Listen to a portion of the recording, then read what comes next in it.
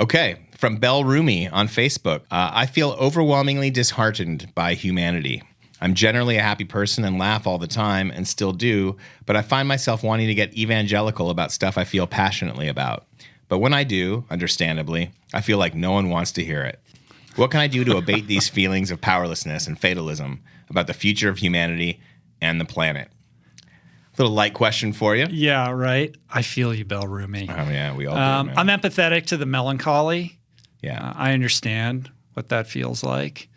It reminds me of something I tweeted a long time ago that seemed to connect with people, which was something along the lines of, if you're breaking paradigms, you can't really expect people to applaud you for it. Right. Like the mainstream is not going to take kindly to your, counter programming. It just doesn't work that way, No. right? So if you're trying to do something different, if you're stepping outside of what is considered to be standard operating procedure, people tend to be threatened by that, and they're defensive around it, and they're not necessarily going to celebrate you or accept you for that choice.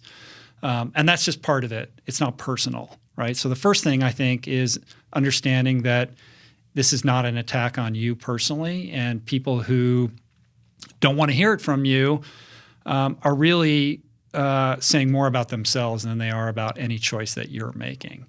And I'm also reminded about the life of John Lewis. Like, this is a guy who basically has devoted his entire life to butting up against the system to express what he believed in, knowing that he was only going to move the needle a little bit, but it didn't matter to him because this was his truth, right? So if it's your truth, it shouldn't matter. And I think you need to just be clear on what your values are and focus on leading the life that you want to lead, and step outside of any expectation or desire or need for anybody else to approve of that, and certainly free yourself from the need to convince anybody that you're right and you're wrong, because that's a recipe for the fatalism that you're currently experiencing. It's like be the change versus trying to get people to change. Right. And there's nothing wrong with activism. No. We need activists, but sometimes there's a limit to what you can do in terms of person to person. Right. Yeah. So live your life, live your truth, feel free to express that, but create a healthy boundary between yourself and any expectations you have that you're going to be convincing anyone else to do anything differently than they're already doing. And I think it's important to always lead with compassion and love and understanding. And that's another thing that John Lewis stood for, right? He's not coming from a place of anger and frustration and judgment. No.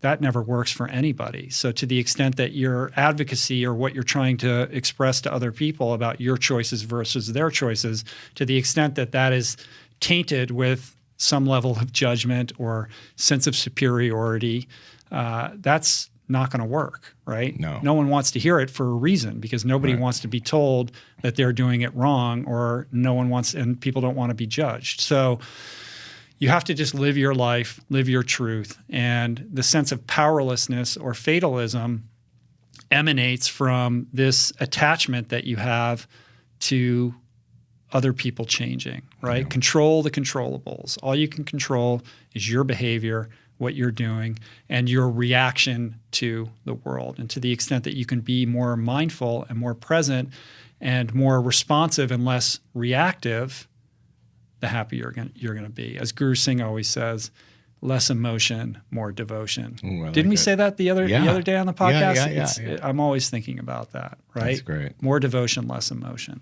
Yeah. And all I can say is, if you think people don't want to hear about biodiversity, try telling them a swim story sometime. Try to get won't somebody bother you ever excited again. about a swim run race. See how that goes. Try to give them the blow-by-blow. Here's what you're going to do. Run. You're going to put a wetsuit on and you're going to run down the street. You're going to love it.